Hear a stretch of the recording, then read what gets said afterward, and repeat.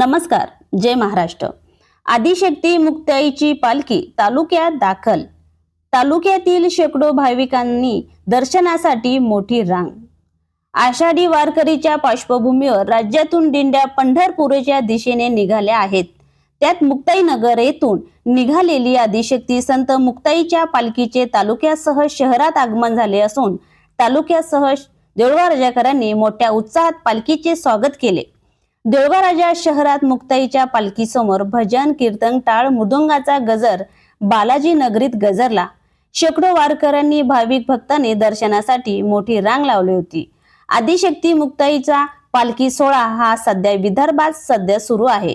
आदिशक्तीचा मुक्ताईचा हा 318वा उत्सव सोहळा असून 600 किलोमीटर पायी प्रवास आहे। आषाढी एकादशीला पंढरपूरमध्ये वैष्णवाचा मेळावा भरत असतो। आषाढी वारकरीची वर्षभर वारकरी मंडळी आतुरतेने वाट पाहत असतात।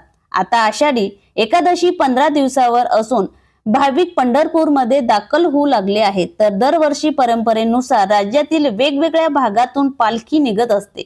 त्यात आळंदीहून संत ज्ञानेश्वर महाराज, देह इथून संत तुकाराम महाराज व मुक्ताईनगर येथून आदिशक्ती मुक्ताईची पालखी निघत असते।